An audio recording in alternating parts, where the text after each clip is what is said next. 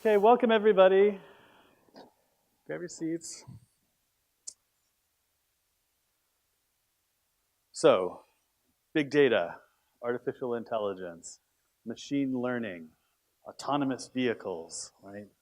These are imposing terms that are becoming more and more a part of our lives, our dialogue, our environment, right? We've heard a lot for years now about the promise of the technologies behind these terms. More recently, we've been hearing about the potential perils.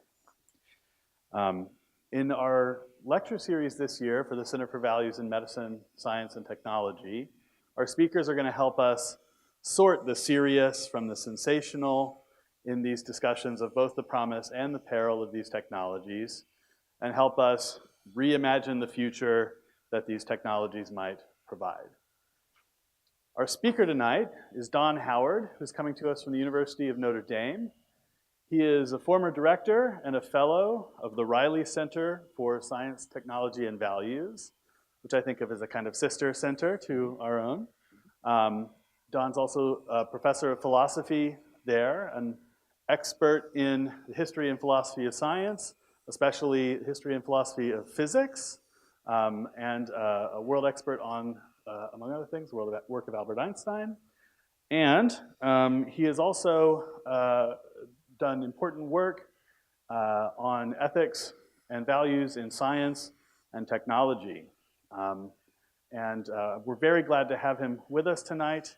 Without further ado, please welcome Professor Don Howard.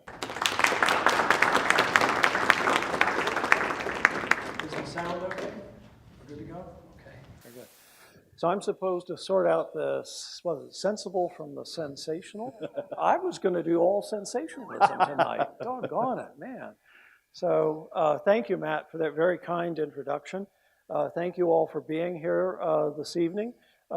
This is, believe it or not, my very first visit to Dallas, or rather, it's the very first time they've let me out of the airport, which I have known quite well for a long time. So it's wonderful to be here to talk with old friends, to make some new friends, and to talk about a topic that is very important to me.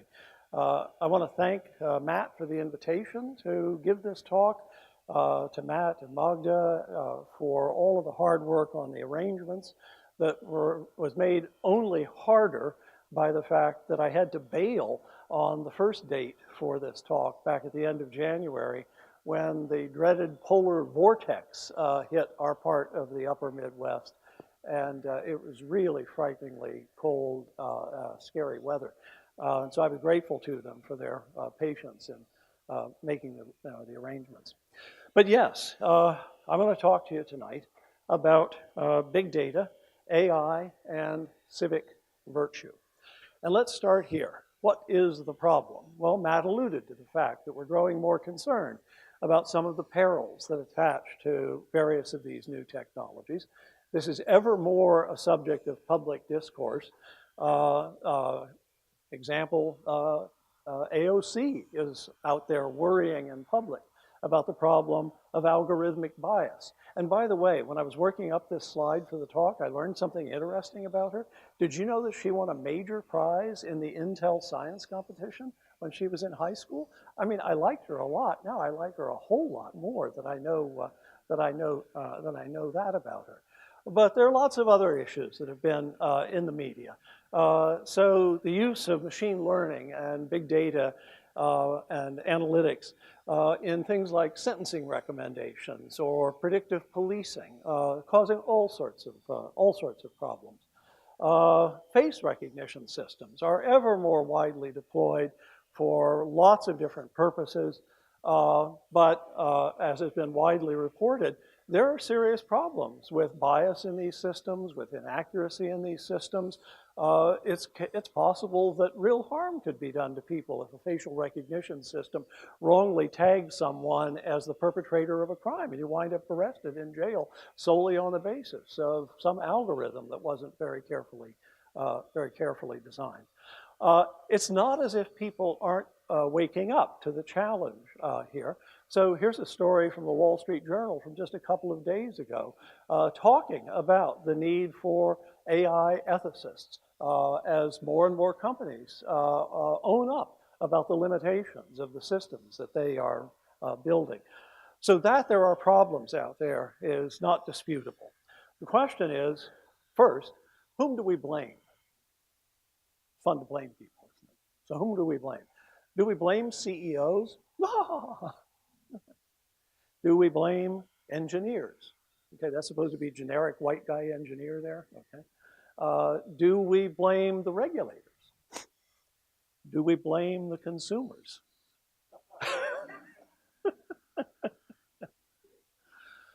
So how do we play the blame game? For those of you who don't know, that was a much younger Matt Brown in that slide there. Yeah, I love that picture. I absolutely love it. So how do we play the blame game? Blame is shared widely.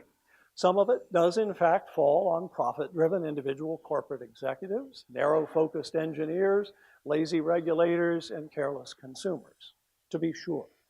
And I don't for a moment mean to downplay the seriousness of the responsibilities that these individuals have for the situation we find ourselves in and for getting us out of the situation. But to focus on individuals is, I think, and this is one of my main messages tonight, to focus just on individual guilt and individual responsibility is perhaps to miss a really, really important fact that hasn't been a big enough part of this growing conversation. And that is that all of those individuals live and work in complex organizations and communities. And an important part of the problem lies with organizations and communities that do not function adequately, in addition to whatever might be the individual failings of individual members of those communities. And I want to keep the focus on that last point, that we need to think long and hard about these communities and the organizations. So indeed, in addition to focusing on the lapses of the individuals, we have to ask tough questions about the moral functioning of those communities of makers, regulators, and consumers. And I'm going to propose, and this is the other main point of the talk, I'm going to propose that as we try to do that, an especially helpful tool is afforded by what we call the civic virtues framework. And I'll be explaining to you in a few minutes what that civic virtues framework involves. But before we get to that, let me digress for a moment and say something about what should not be done. And what we most definitely shouldn't do is just hire a philosopher. Now, I'm impressed that IBM, a little over a year ago, appointed Francesca Rossi, who's pictured here, as its AI global ethics leader. She's really cool. She is a leading scholar in the field of technology ethics. I've been in one workshop with her along with IBM colleagues back in October. Most impressive. And again, I heartily commend IBM for making that investment in ethics. But it's wrong to model the kind of moral sensitivity and sophistication that is needed to address this problem as just another form of detachable technical expertise. It's wrong, in my opinion, to think about the needed expertise as something that you buy just by bringing in the hired philosophical specialist in ethics. It's not to say that it's a bad thing to reach out for that kind of help, but here again, we're missing something really important if we think that you can just parachute in the ethicist, sort it all out, and then wash your hands of the problem. Instead, what we need to seek is what I like to call a distributed form of moral expertise that is shared among all of the members of the relevant community and is integrated into the organization's structure and procedures.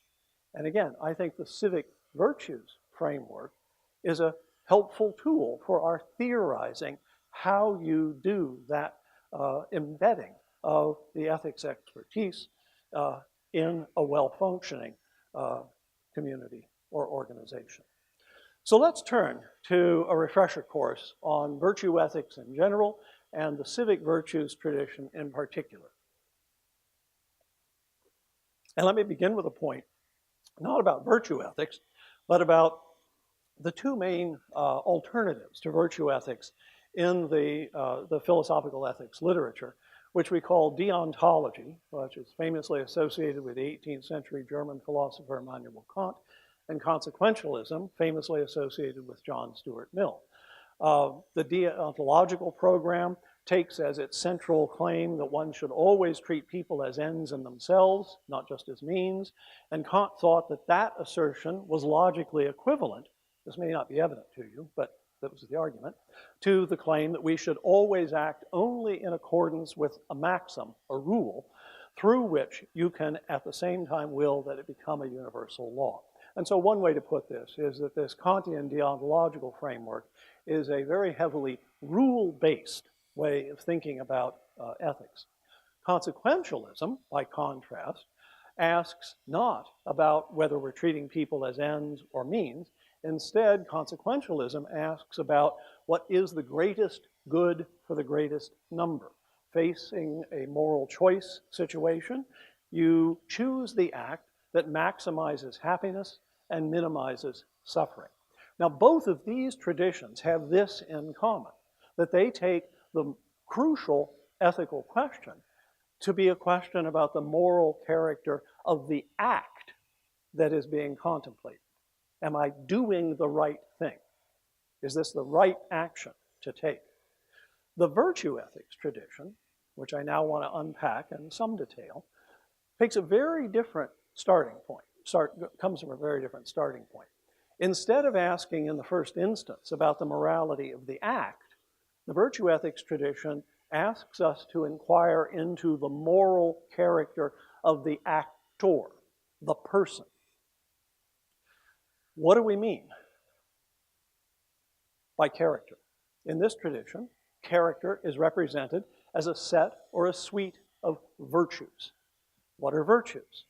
Virtues in this tradition are modeled as habits of action, settled habits of action, or dispositions to act oriented toward the good. I'll say more about the notion of the good in a moment. What's more, in this tradition, a virtue is typically situated at a mean between two extremes, which are the vices corresponding to that virtue.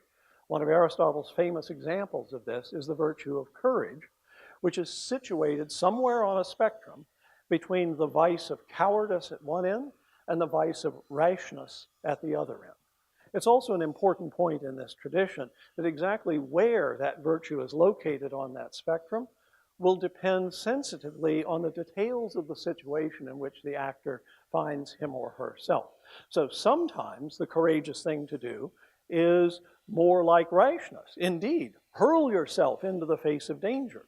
In other circumstances, puzzling though it might seem, the truly courageous thing to do might lie closer to the cowardice end of that spectrum. In other words, retreat and fight another day. That might be the courageous thing to do. But that's an important structural feature of the way we think about the virtues. Now the good, when I said these are habits oriented toward the good toward which the virtues aim is what the Greeks called eudaimonia, which can be translated in a number of different ways, sometimes well-being, sometimes happiness, sometimes the life well lived, or my favorite way of rendering it into English is just human flourishing. Okay? Aristotle, who got this whole tradition started 2,000 years ago, he believed that what constituted the good life or human flourishing was an objective matter of fact true for all people at all times and in all places. There was one good for humankind, according to Aristotle. But more modern virtue ethicists depart from Aristotle on this point, and many of them argue that the good life might differ depending upon context. Well, what kind of context? What counts as a virtue I'm getting ahead of myself here. That it depends on the context. What counts as a virtue is therefore context dependent. What kinds of context? Could be historical context, cultural context, class context. It could be gender, race, ethnicity, nationality, all condition what might count as a virtue. The proponents of virtue ethics view this contextuality as one of the most important advantages of this point of view. The critics of virtue ethics see this very same contextuality as a chief weakness in the virtue ethics tradition, worrying, and not without reason, that it could devolve into radical relativism in ethics. I've put up a picture here of my Notre Dame colleague, Alistair McIntyre, who's responsible for reviving the virtue ethics tradition in the early 1980s with his spectacular book, After Virtue. Many of his writings since that time have struggled with that question, that worry I just posed. Contextualism a good thing? Contextualism devolving into relativism? How do we think philosophically about that? It's a very important problem. Now, in addition to the virtues being contextual, some virtues are also domain-specific, which is not quite the same thing as the sort of contextuality I was just talking about. Thus, for example, we can have classroom virtues. We can have battlefield virtues, business virtues, virtues in athletic competition. Those virtues might overlap in some respects, but they will also characteristically be very, very different.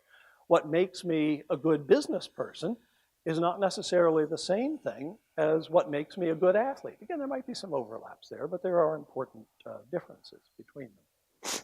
So on that point about domain-specific virtues, let's consider now for a moment two specific domains. And the first of these is what I, following the lead of the Santa Clara University philosopher of technology, Shannon Valor, has dubbed the technomoral virtues, and the second is civic virtues, which is where I want to get with this introduction to virtue ethics. But let's pause for a moment and think about Shannon's work on the technomoral virtues. She characterizes these as the virtues specific to the practice of technologists, scientists, and a public engaged with technology. And in her book, Technology and the Virtues, which I will mention again in a few minutes, she develops a long catalog, a detailed catalog of virtues that she thinks are especially relevant to learning how to live the good life in a highly technologized world. We don't have time to go through the whole list here, but let me pause to highlight one of the virtues on her list, and that's the virtue of humility. I happen to agree with Shannon that that's an extremely important virtue in the way we interact with technology. We all know of examples of technology gone awry because of the intellectual arrogance of the engineers or the CEOs or the consumers who lacked the virtue of humility and were overconfident in their ability to fix technical problems with new technical solutions, not worrying that trying to fix a bad technology with a new technology might just bring in its train all sorts of additional problems that we hadn't thought about. I think Shannon is absolutely right to emphasize humility as, if you will, one of the cardinal technomoral virtues. And her central question is this: how do we construct communities and cultures of practice in laboratories, in classrooms, in corporations, in professional associations, and in society at large that promote the development and sustain the exercise of the technomoral virtues? But let's turn now to civic virtues. I want to say a few words about this so that we've got a good intuitive grasp on what this framework is and what kinds of questions are posed from within it. So again, this is a set of domain-specific virtues. The civic virtues are those specific to the polis. This is in Aristotle's original formulation of this, or to life in community and politics. What are the virtues that make for a well-functioning ancient Greek city-state in which human flourishing can be found? Again, it's focused on the political in Aristotle's thinking, but we can and do extend this notion of the civic virtues to life in any group or organization whose members are share a common purpose. What are the core civic virtues? Well, Michael Walzer, who's one of the most thoughtful students of these questions, in one famous paper of his, he identifies 5 core, or again, if you will, cardinal civic virtues. They are loyalty, service, civility, tolerance, and participation. I imagine we could all easily think why loyalty, service, civility, tolerance, why those would be among the cardinal civic virtues. I've always been struck by his inclusion of participation on the list of cardinal civic virtues. What he is saying there is that for the community I belong to be a well-functioning community, I can't just be a free rider, right? I can't just be a lurker.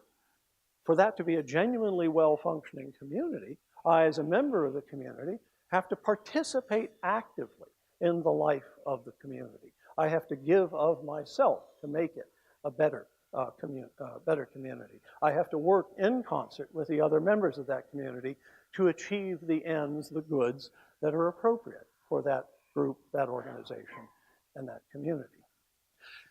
A very important point about the civic virtues tradition is that when we talk about communities here, or groups or organizations, extremely important point, is that we are not thinking about such communities as mere collections of individuals. Instead, we are thinking about them as, yes, a collection of individuals, but also as functionally organized structures. And this has implications for how we think about the civic virtues specific to communities of users, makers, vendors, and regulators of technologies. How so?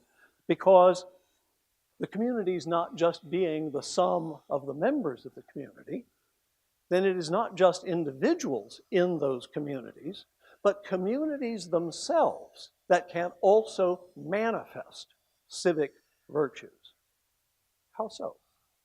Well, let's take 2 examples from Walzer's list, civility and tolerance, where I think this is especially clear. Individuals can, of course, be civil and tolerant, but communities can also be civil and tolerant communities. And the civility of the community is more than just the sum of the civil habits of its members. And likewise, a tolerant community is tolerant for reasons that go beyond the tolerance of its individual members.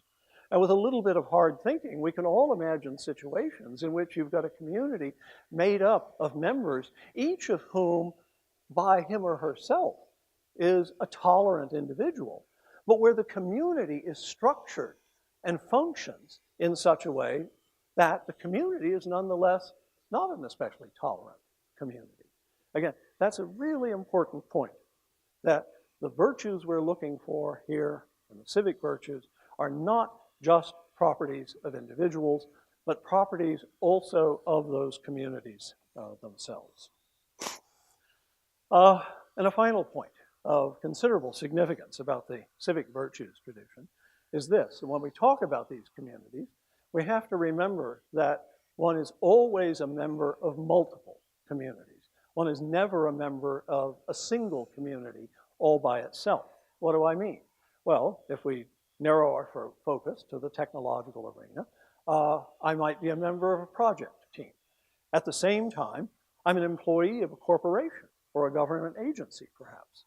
I might also be a member of the relevant professional association. Those are different communities. I'm also a citizen of the nation, and I'm also a member of the global community.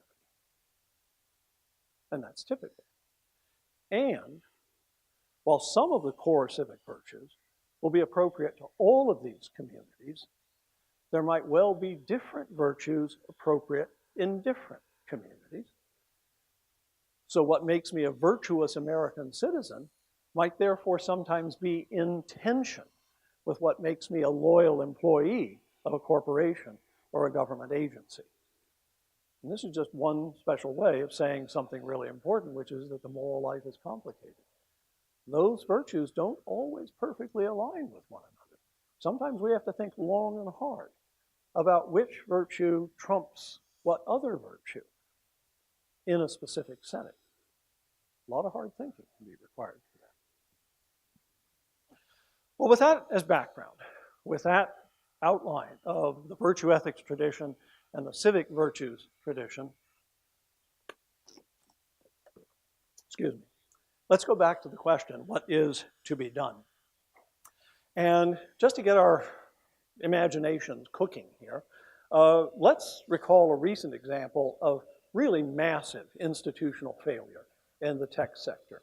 And this is nicely laid out for us in a beautiful article in New York Magazine from several months ago by Noah Colwin, who interviewed, a couple of dozen really prominent people in the birth and growth of social media to just get their understanding of what went right, what went wrong. And one of the things he found in these interviews is that a lot of those founders and those early developers really regretted what they did and how they did their work. Here's a sample from 4 of the interviews that he conducted. So he interviewed the very well-known virtual reality pioneer, Jaron Lanier, whom he quotes as saying, "One has this feeling of having contributed to something that's gone very wrong." This is sensationalism. Okay. Or here is Kate Losey, Mark Zuckerberg's former speechwriter, who is quoted as reflecting back on the time when they were launching Facebook and saying, well, there was a little bit of, well, we're all just at Harvard, so what could happen? We're all smart, we're all good people. Yeah. Remember my comment a moment ago about intellectual arrogance, right? That's what she's talking about there, is the intellectual arrogance that these smart, self-confident Harvard undergraduates, some of whom became dropouts, that they brought to that task.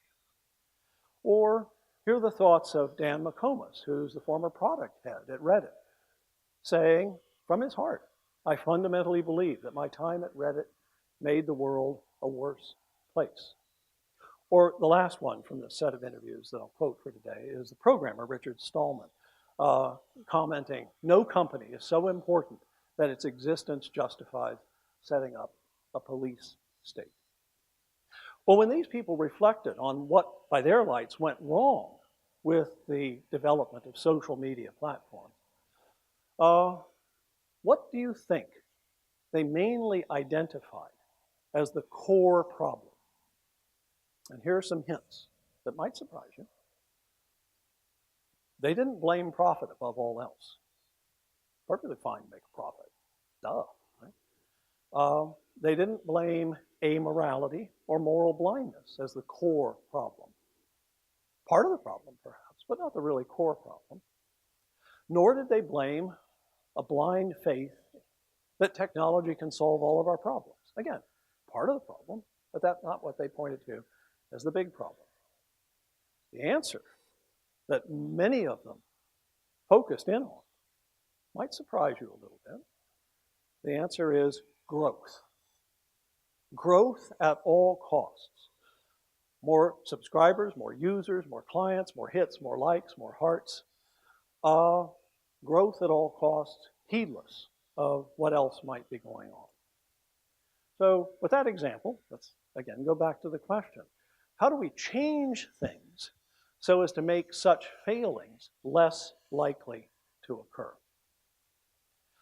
In other words, let's talk about, that's really the main point, and that is, if I can put it this way, social engineering of the technomoral civic virtues in Silicon Valley tech more generally. How do we do that? Well, let's think about it by considering some of the more important technomoral civic virtues. And for this lecture, I want to focus on just 2 that I think of as really critical technomoral civic virtues. And the first of these is what I call forethoughtfulness. And yes, that's a real word. You can go look it up in the dictionary, even though we don't use that word very commonly anymore. I checked it out. What's going on here? Why do I highlight this virtue? I'll tell you a little bit more about it in a moment. I highlight this as an absolutely critical technomoral civic virtue because the ever-accelerating pace of technical change makes ever more severe the challenge of anticipating the consequences of the introduction of new technologies. Shannon Valor, in the book I mentioned earlier, here's the cover, Technology and the Virtues, she names this problem as the problem of, quote, acute technosocial opacity, meaning the future is opaque. There are serious impediments to our being able to see clearly into the future and anticipate what's actually going to happen. She gives the example of social media platforms in her book, and she says, you know, as recently as 3, 4, 5 years ago, who could ever have imagined that these social media platforms could be used to hack an election? I mean, no one had that thought. It was not even imaginable a few years ago. And that exemplifies the acuteness, well, excuse me using that word again, of this challenge of acute technosocial opacity. But that means that it becomes ever more important that we think about how to engineer, especially the maker communities and the regulator communities, so as to maximize the likelihood that both the individuals in those communities and the communities or organizations themselves will function well with built-in habits of thoughtful anticipation. How do we build that into the fabric of these organizations, the everyday functioning of these organizations? But before we go there, let's just ask ourselves a little bit more about what exactly forethoughtfulness is. Well, it names habits of thought and action that are closely connected to other widely discussed virtues, such as carefulness, discretion, prudence, precaution, and vigilance. It's especially closely connected to the habit of caution that is intended under the name of what today we call the precautionary principle. And oh my God, there's a typo.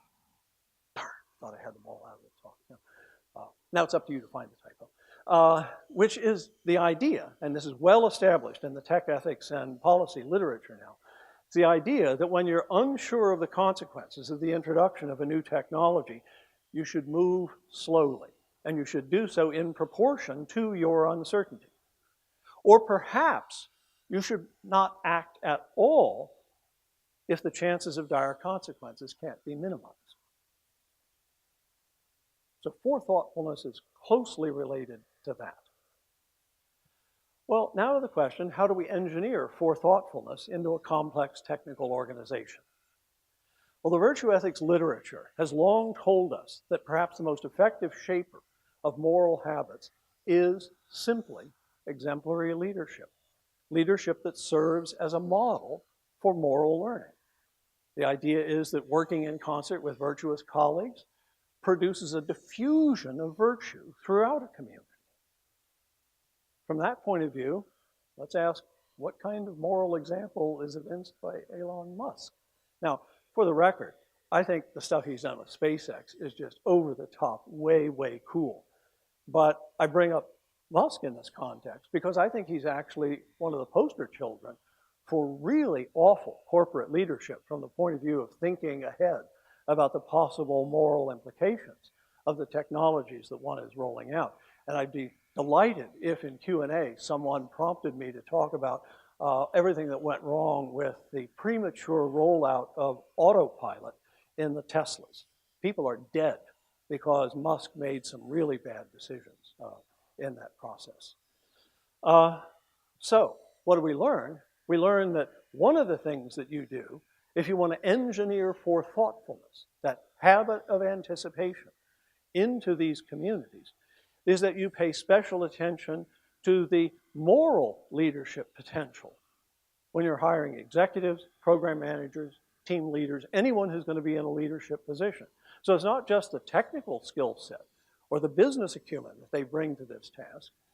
One should make it a matter of policy, always to ask the question about the moral leadership potential of the people whom we're putting in those positions.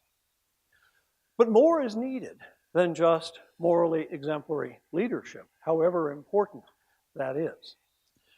You might be surprised to learn that one organization that has thought long and hard about this aspect of the challenge, you might indeed be very surprised to learn this, is DARPA, the Defense Advanced Research Projects Agency, part of the DoD.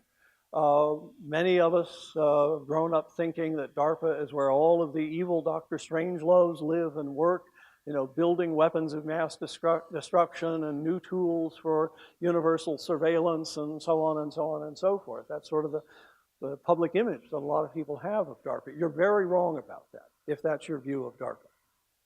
Because a long time ago, DARPA got religion on this point. I was once in a room with the then deputy director of DARPA, now the director of DARPA, Steve Walker, where we were talking about this. It was at DARPA headquarters, where he literally said to me, DARPA wants to own the ethics.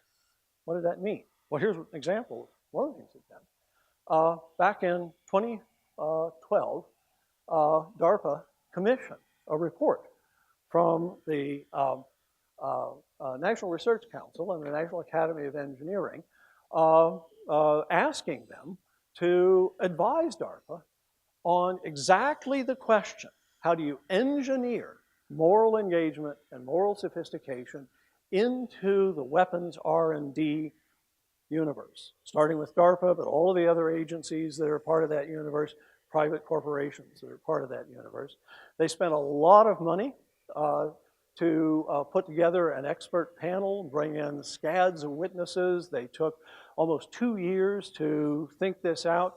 And then in 2014, they produced this report, which is a wonderful report, but it's also boring as hell because it's a government report.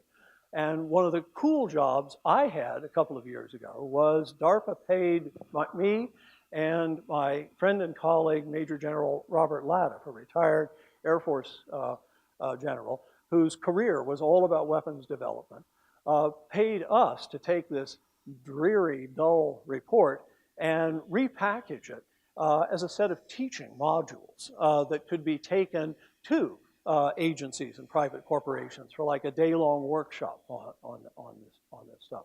That was really rewarding work that we did. But one of the things that they strongly recommended in this report, again, by way of engineering this into the fabric of the agency, is they recommended that regular and repeated reviews of social and ethical impacts be a mandated feature of the R&D process. Again, just a required part of the R&D process.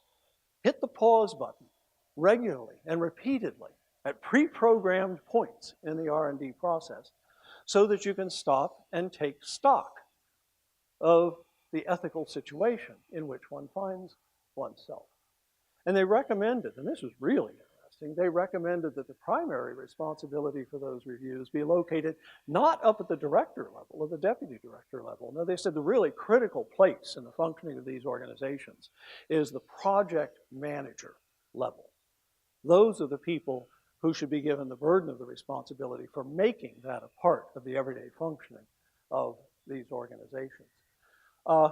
Does it make a difference? Well, I'm not at liberty to tell you the details, but I know of at least one example from a weapons R&D program where a project manager got to one of those points, stepped back and said, oh, we were building this to do X. We never thought about how this could be used to do Y. And Y is really frightening. And he killed the whole project. So this can work. Let's turn to the second of the technomoral civic virtues that I want to talk about today. And we're getting to the end of the talk here. And this is one that I call Socratism. I made up this word. I'm actually quite surprised that, as far as I can determine, there is no word in the literature for this virtue, because it's a really, really important virtue, and one that's famously discussed in the history of philosophy, right? Anyway, so I call it Socratism. What do I mean by this? It's the habit of regular critical reflection on the moral character of individuals and communities, on the moral functioning of those individuals and those communities.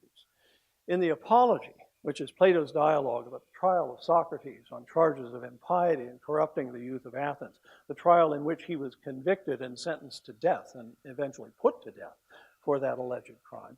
One of the most important things Socrates said in his own defense at this trial was, in my preferred translation, daily to discourse on virtue is the greatest good for humankind. What did that mean in Socrates' case? Well, Socrates is famous for walking the streets of Athens regularly, going up to important people, political leaders, business leaders, important and influential members of the community, to query them about their own moral characters. How are you doing your job, right? And to query them about, as it were, the moral health of the whole community of Athens. He famously, in the Apology, compared that habit of critical questioning of morality to the constant biting of a horsefly that keeps a large steed from falling into lethargy. His point with that analogy is that he was making Athens a better community because of that habit. And that if Athens, instead of putting to death the people who do that, if Athens instead was structured and functioned in such a way as to prize and reward that kind of critical questioning, Athens would have been a better community. It would have more likely promoted the kind of human flourishing that Socrates at least thought was very important. Now, in the context of a tech company or a regulatory agency, what would this mean? It would just involve the regular critical scrutiny of internal practices and procedures, as well as the character of leadership at every level. Again, baking this in, making it just a part of the everyday life of the way these organizations function. In a poorly functioning organization, this kind of critical scrutiny would be discouraged as merely a threat, which it could be if it were just a matter of infighting or petty sniping, but that's not what Socrates was all about. No, in a well-functioning community or agency, such regular critical scrutiny would be seen as key to the flourishing of the organization and its acting responsibly in its relations with its stakeholders and its role as a corporate citizen. And if I might add, it's functioning better just as a corporation. You're going to do better in business if that's a part of the character of the organization, as Socrates thought he made Athens better by being that kind of skeptical, critical individual. So now, how do we design an organization to encourage such a Socratic habit of thought and action? Again, how do we do the social engineering? Well, here are a couple of ideas. So one idea that's already implemented in some settings by law or regulation is protections for whistleblowers. Now, I'm going to pause here. Quiz. Does anybody know who that is? His name is Jeffrey Wigand. He's a biochemist, and in the mid-90s, he was the vice president for research and development at Brown and Williamson Tobacco Company in Louisville, Kentucky. When, to his horror, he discovered that for some time, the company had been deliberately changing the formulation of its cigarettes to make them more addictive and therefore more harmful to human health. And he was a really brave guy, and he said, this has to stop. And he blew the whistle on it, and he paid a horrible price. His career was ruined. There was no legal framework affording him any protection whatsoever. But he was willing to make that sacrifice because he thought the issue was so important. And by the way, he did eventually get his reward when in 1999 a movie was made about this. It's called The Insider, and Russell Crowe played Jeffrey Wigand. And you should see the pictures. Boy, did he get the look. Perfect. And he also bulked up. He put on a lot of weight, so he was fleshier for that role. It's really a great movie. But as I say, one way we can help to do this is by building in protections for whistleblowers. Now, federal employees in the US have enjoyed this kind of protection since the passage in 1989 of what, yes, literally in the congressional record, you'll see it there, the Whistleblower Protection Act. But in the US, private sector employees are not protected for the most part. By contrast, since April of just last year, both public and private sector employees in the EU have been covered by what they call the Whistleblower Protection Directive, which many observers are describing as the global gold standard for these kinds of regulations. And people have expressed this hope. A year ago, the EU implemented these new GDPR rules, data privacy and protection rules. And at first, everybody thought this was just going to norm the European space. But there's so many companies that work globally and have a big stake in Europe, and they didn't want to have different policies for different parts of the world. They just decided they were all going to follow the GDPR rules. And those rules quickly, I mean, surprisingly quickly, became the global norm. And again, a lot of observers are hoping that something similar might happen with the leadership that the EU has shown here. So that's one way to think about engineering the Socratic habit into the functioning of a corporation or a government agency. There's another idea. How do you encourage people's actually doing it, as opposed to protecting them when they do it? How do you encourage them to do it? What things structurally can you do to make that more likely? Well, here's an example. Since 1971, the US State Department employees have had access to a formally established, it's formal policy in the State Department, so-called dissent channel, through which they can, anonymously if they wish, report up the ladder any criticism, any concern that they might have.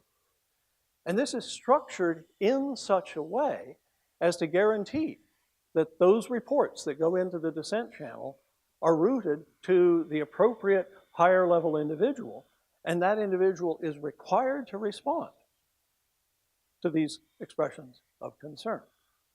I think that's a really cool idea. But it gets even better, because after this dissent channel was implemented in the State Department, the professional association for State Department employees, the American Foreign Service Association, they set up 4 different constructive dissent awards that are named in honor of exemplary foreign service professionals. So understand, they not only created the channel through which you could make this easy, the professional association set up a structure that positively honors those who exercise that opportunity, to turn them into heroes for behaving in that Socratic way. So there's something else we could do to engineer the Socratic, the technomoral civic virtue of Socratism into such communities. I'm done. A few closing remarks. So we've talked about only 2 technomoral civic virtues here. There are, of course, many other civic virtues that are appropriate to the well-functioning of these maker, regulator, and consumer communities in the tech sector. So honesty and openness about problems and failures. That should be high on the list of technomoral civic virtues. Most of us probably recall reading in the popular press about cases where a corporation or a government agency that was the target of a hack hid that fact because they were worried about losing their customers. They were worried about being embarrassed in front of their competitors. When in fact, if there were a culture of openness and honesty in play, all of us might benefit from learning about how that hack was done so that we can better protect ourselves against that. So yeah, honesty and openness, hugely important. And also thinking about some other widely publicized recent scandals in Silicon Valley. Workplace justice and fairness have to be high on that list of technomoral civic virtues as well. So let me conclude now with some thoughtful words from a couple of people whom I've always prized as prized for their deep thinking about questions adjacent to those we've just been talking about. Forgot, I wanted to make one more point, that maybe the most important virtue is the habits of moral and intellectual courage, individual and collective, that Socrates had in mind when he said, also in the Apology, that the unexamined life is not worth living. Anyway, I want to conclude with this thought from Michael Walzer again, who wrote in his essay, Civility and Civic Virtue in Modern America, "We shall see that we are the citizens we ought to be, given the social and political order in which we live." And that's a very cleverly structured sentence. It bears thought. And if critics of our citizenship remain dissatisfied, then it will be time to ask how that order might be changed. How do we change the structure within which we function if we're functioning badly? Or Michael Sandel, who's also a very thoughtful student of these questions, had the following to say in his book, Democracy's Discontent. Self-government today, however, requires a politics that plays itself out in a multiplicity of settings, from neighborhoods to nations to the world as a whole. Such a politics requires citizens who can think and act as multiply situated selves. Remember my point about our being always members of multiple communities, multiply situated selves. The civic virtue distinctive to our time is the capacity to negotiate our way among the sometimes overlapping, sometimes conflicting obligations that claim us, and to live with the tension to which multiple loyalties give rise. This capacity is difficult to sustain, for it is easier to live with the plurality between persons than within them. So again, the moral life is complicated. And with that, I will stop. I thank you very much for your attention. I look forward to your questions.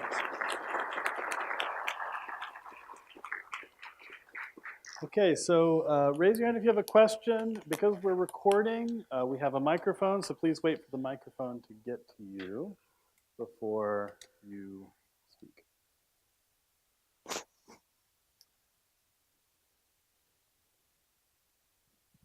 Thank you very much.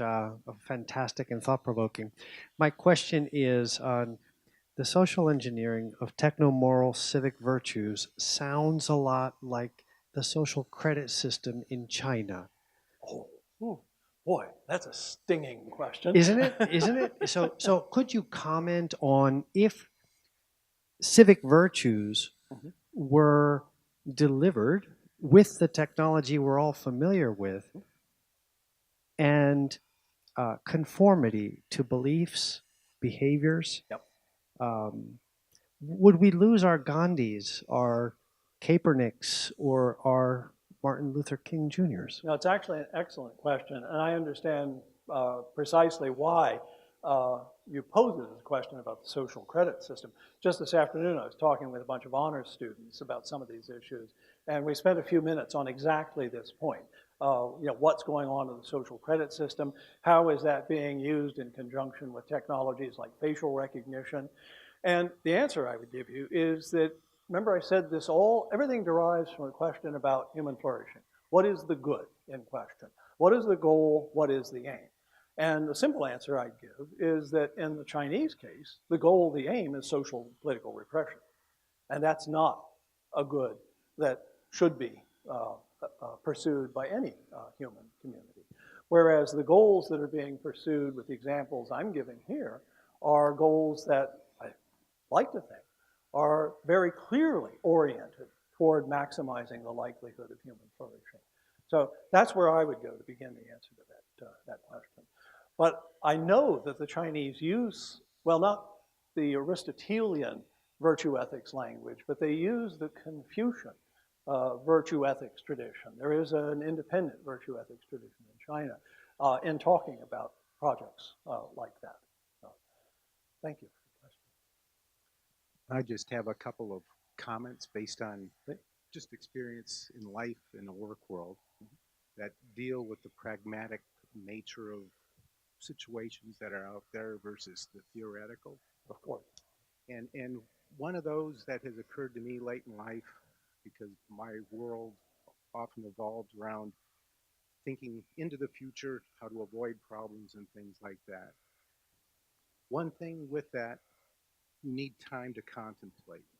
Ah, yes. And unfortunately, in the world that we live in, there's so many distractions with devices and so many other things that my feeling moving into the future with the pace that it's going, people will not have time to contemplate the kind of things that forethought requires. And so there's a pace of the distraction that is overwhelming compared to what's necessary to do that. Precisely, and that's why in these literatures on the precautionary principle, what is emphasized is exactly what you just said doesn't happen, and that is make the deliberate effort to slow down. You don't have to bring that product to market tomorrow. You can bring it to market next month, right? Slow down and think about what you're doing. Now, practically, there could be all sorts of institutional incentives that work powerfully against that. It would be the responsibility of leadership to identify those structural failures and to try to address them. But you're absolutely right. That's one of the biggest impediments is just the pace at which all of this happens. And then we're forced to make decisions far too rapidly. And that's the world that's out there. So that's the conflict with some of the solutions. No, I understand the challenge, yes. Yeah.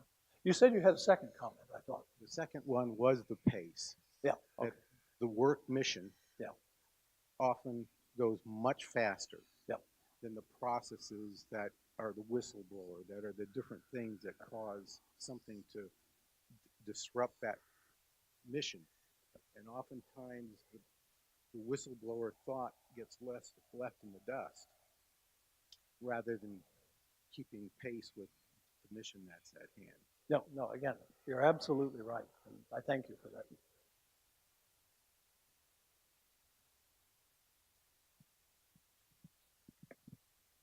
Speaking of whistleblowers, your take on Edward Snowden? Oh, this could get ugly.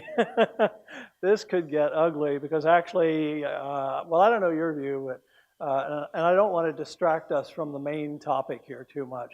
But I actually happen to think that Edward Snowden is a traitor to this country and he should be in jail. I'd be happy to talk with you privately about that, but I'm really quite sincere about that. So I was curious if you are proposing an economic change, because you're kind of going through and talking about pace. You know, Facebook's maximum of going fast and breaking things. Well, right. They certainly broke things, right? But in the Silicon Valley companies where we measure things in average month or monthly users, right? Customer engagement.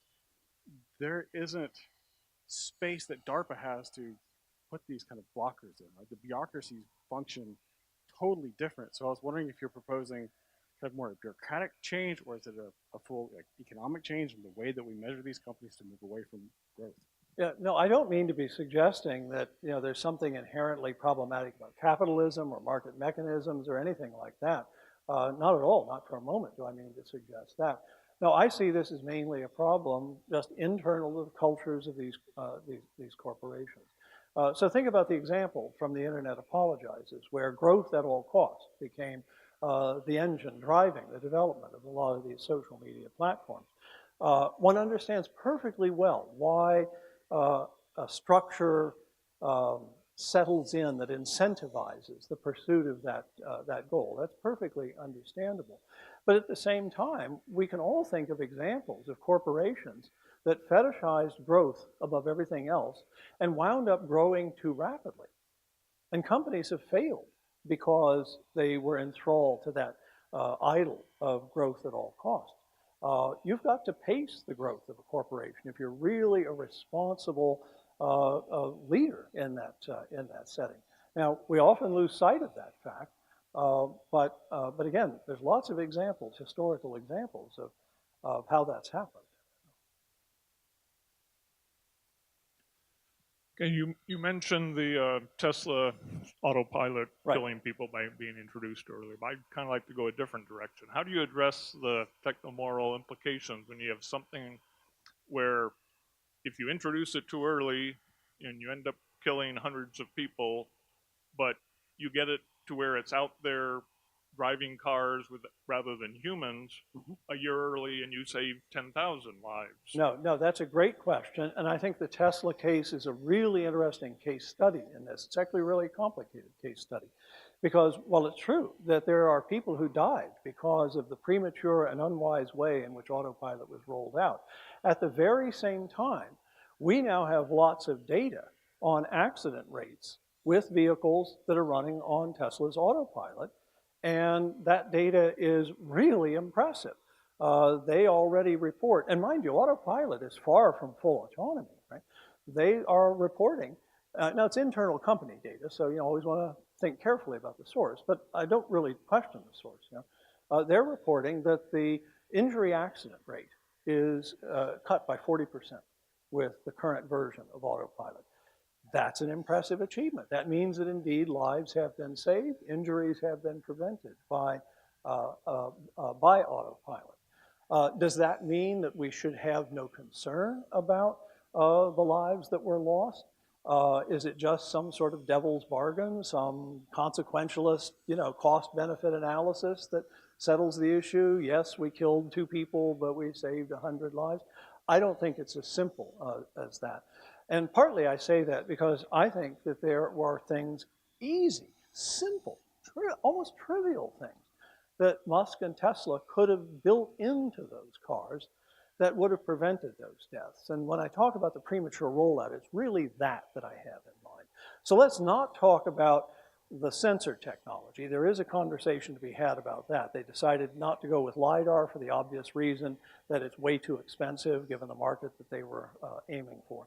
So they rely exclusively on radar and cameras for detecting obstacles and pedestrians and so forth. We all know there are limits to that. But that's actually not what I'm mainly concerned about. What I'm mainly concerned about is such things as this. They didn't teach their customers how to use this system properly. They could have done a much, much better job of educating customers about the limitations of autopilot and the circumstances in which you should and shouldn't be using autopilot. Or here's another thing that they could have done, and it really amazes me that they didn't build this into the autopilot system. We've got these spectacular GPS systems now. Tesla knows, to within inches where every one of those cars is at every moment. And so that means that they have enough information so they could have designed the system in the following way. If the vehicle is in an operating environment that is not appropriate for autopilot, autopilot would be automatically disabled in the car. That wouldn't cost much at all to build that into that. They didn't do that. And I don't know why they didn't do that. So that's the sort of thing I want to think about here. And yes, if they had done a few simple things like that, the people who died might not have died.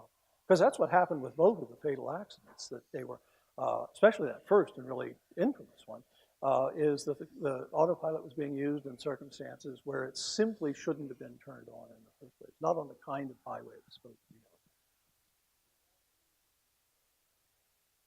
Are you referring to the accident where the gentleman was watching Harry Potter and it was dusk and the system couldn't distinguish between the gray horizon and the semi-truck? Yeah, this was in Florida. Yes. But it wasn't dusk, as I remember it was, it was getting late in the day, and there was bright sunlight coming from behind the vehicle that crossed. And the vehicle was a white panel truck. So the fact that it was white added to the challenge to the systems to figure out what was going on there.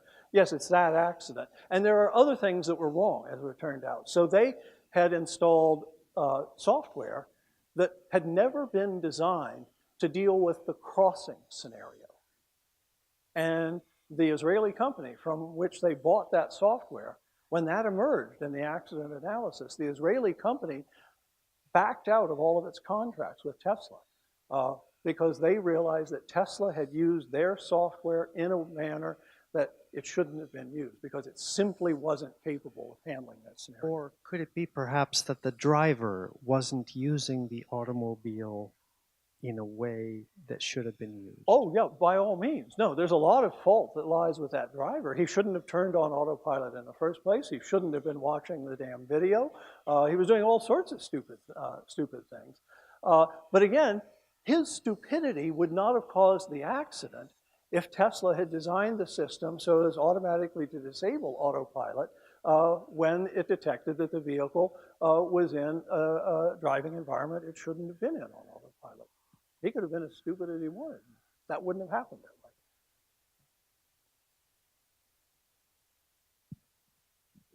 that way. In a very general sense, where do you think in a general sense, like a broad general sense, where do you think the technical cultural landscape is heading at this point, like from a moral point? Do you think we should be worried about how people are like both just in general, people and companies are trying to create new technology as quickly as possible, improve on what they have already, without really considering how it's affecting us? Well, in general, I say yes, we should be worried about that. As the pace of change continues to accelerate, it becomes harder and harder and harder for legal systems and regulatory systems and moral reflection to keep up with that changing technology. So I'm no Luddite. I don't want to just, bring technological innovation to a halt. God forbid. I mean, there would be a huge social cost to our doing that. But to come back to a point that came up a couple of times earlier in the Q&A, that maybe there are settings where we need to slow down a little bit. I think that's obvious that there are such settings, that we'd all be better off if we did that. So yeah, I do worry about this big challenge of the pace of technical change and our society's ability to deal with that. Yeah. While I think it's worthwhile to implement a review system at the project manager level, how would we separate from the culture of the company with the employee that's managing that review? Oh, well, no, I mean, there are obvious practical issues we have to think about there. So if it's only the project manager who gets saddled with that responsibility, and there's not a corporation-wide or agency-wide structure within which that project manager is discharging that responsibility, then no, it's not going to work. So that work by the project manager has to be sustained and rewarded by the incentive system in place in the company. And while I said, following the suggestions in that report, it's less important to vest this responsibility up at the top leadership level, that's not to say that there's no responsibility at the top leadership level. Clearly there is a responsibility there. And I assure you, I know Steve Walker, who runs DARPA, and Steve Walker is a really deeply moral guy who really cares a lot about this. And he's the kind of director who's going to do everything he can to support those employees further down in the chain, to make sure they're doing what they're doing, what they should be doing, and to reward them for doing that. So I had a question when you mentioned about the biggest problem for the companies like Facebook and Reddit was growth. At what point would you know that the company is growing enough for it to be an ethical concern, rather than just saying that, oh, it's probably not a big deal? Like, at what point is there like a limit of thinking back on it? Well, there's no simple, straightforward answer to that question. There's no algorithm that I can give you for finding those inflection points. It's strongly context dependent. It's going to vary from agency to agency, corporation to corporation. I think the take-home message from the interviewees in that story was that their colleagues simply need to be alert to this as a problem and regularly asking themselves the question, are we growing too rapidly? Are things happening because we have valued growth over other things that we could be doing? Are things happening for that reason that we should be worried about? And they're sort of confessing that they themselves were guilty of being blind to this when they were caught up in that kind of corporate culture. I wish there were an algorithm, but there isn't one.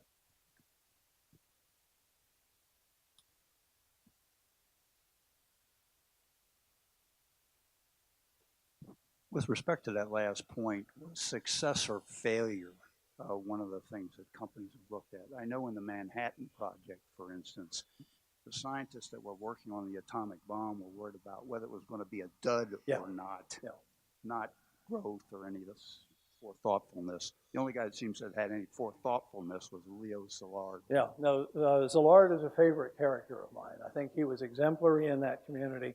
But in fairness to the people who were part of that community, we have to distinguish the perspective that we have on that, you know, from, with hindsight, from decades later, with full knowledge of how those technologies developed and shaped our world during the Cold War and after.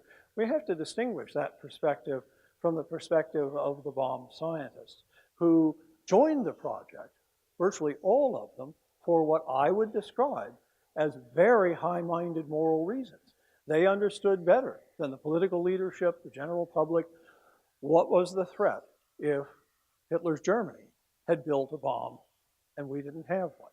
And that was what was driving that desperate desire to get the thing to work, was to make sure that if, God forbid, Germany got the bomb, we would at least have a deterrent.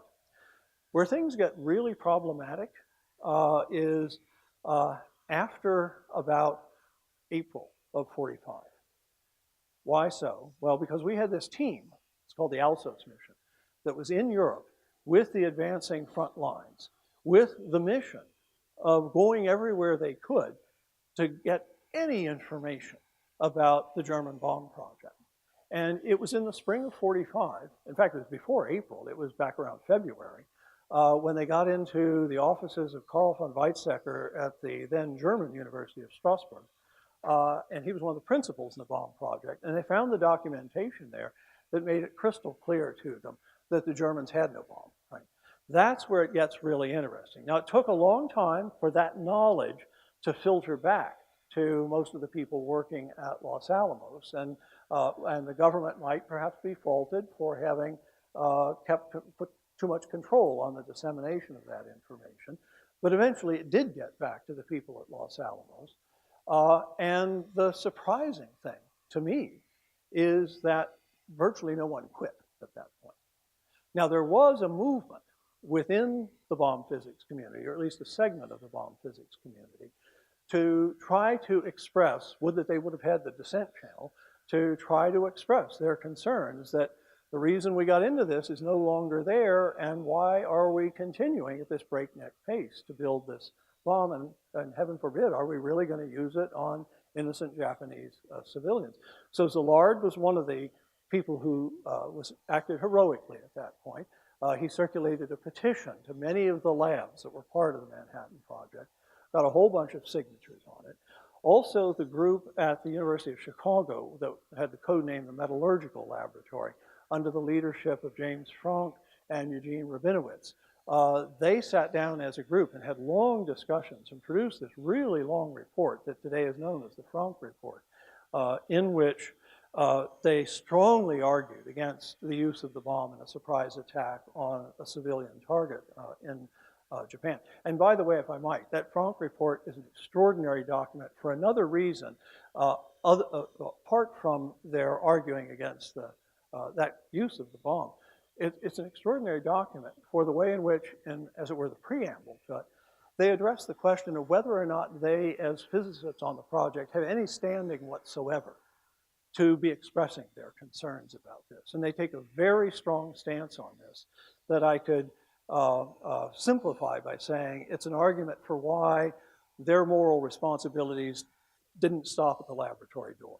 That precisely because they had a distinctive technical expertise, that they therefore also had a distinctive additional moral responsibility to act in ways that others lacking that expertise couldn't act. That example they set there should be better known. What happened to both of those documents? Oppenheimer was desperate to quash all of that. Leslie Groves, who was the military director of the project, he used the simple expedient of classifying them. And that put an end to the circulation of those documents. So they wound up having no effect. But that's the moment in time when it really becomes interesting to think about the moral choices that were being made. And also, if I might, after the bombs were dropped, because there were no more than a handful of people who left the project at that point. And that has always puzzled me as well.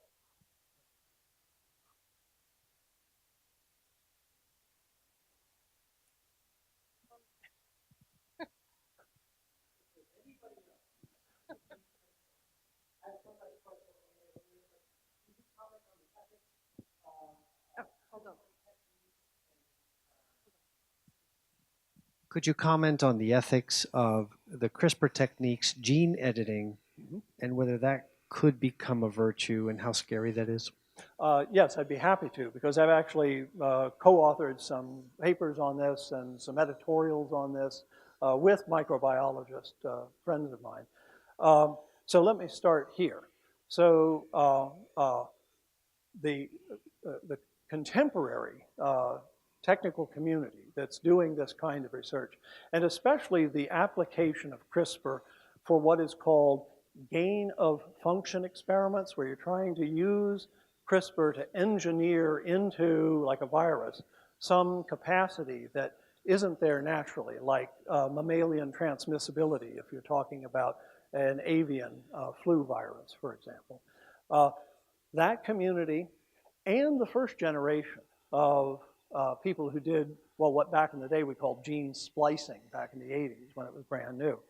Those two communities both did something morally exemplary. So back in the mid-1980s, when this was in its infancy, a number of people grew concerned about the possibility of our accidentally creating some superbug, some pathogen that would would unleash a global pandemic. And what they did is they called a conference at Asilomar in California. We call this the Asilomar Conference now in the Asilomar movement, where they debated this risk. And at that conference, they made the decision to call for a voluntary moratorium on all gene splicing research at the time. And they asked their colleagues to redirect their laboratories to study the problem of the risk of that kind of an accident occurring, and to study the problem of how you mitigate those kinds of risks. And for a little more than a year, most of that research was halted. Talk about taking a pause and stopping to slow down and think. This is why it's an exemplary case. They finally decided that with appropriate protocols and such things as using as your test organisms versions of the viruses that could be proven not to be viable, say, outside of the Petri dish, okay? That they could, and using appropriate biosecurity safeguards and so on and so forth, that they could be confident that they had done due diligence in minimizing, dramatically minimizing the risk of that happening. Exactly the same thing happened with the gain of function community a few years ago, where under the leadership of the National Institutes of Health, a meeting was called in Washington, D.C. for almost exactly the same purpose, and that is to address the analogous question with gain of function research. What were the trade-offs there? And again, they put in place it was a different kind of moratorium. The NIH put in place a moratorium on funding the work. They didn't have the statutory authority to ban labs from doing it, and private labs could, of course, do it, though they used the force of moral suasion to try to encourage people to slow down. And there again, it was about a year and a half or so before NIH finally turned on the funding again. The trade-off in this case is, on the one hand, the risk of unleashing a pathogen that's going to cause a global pandemic. On the other hand, the whole point of doing this gain of function research is to try to figure out whether the acquisition of that kind of capacity could happen naturally as a process of evolution. So the idea is, if we can engineer it in artificially, is that strong evidence that evolution could do this? And if that's the case, and then we know that we've got a risk of this happening naturally, then that should lead to all sorts of public health measures and others to try to anticipate that and deal with it. So this is one of these choice situations There's the risk of the accidental release on the one hand. On the other hand, there is a commendable gain in knowing in this way what nature itself might be capable of doing, and in light of that knowledge, figuring out what to do about it. So no, I've been actively involved in the debates about that. Thank you for the question. I think that's all we have for tonight. If you want to talk to the speaker for a few minutes after the lecture, feel free to come up. But please join me in thanking Don Howard for the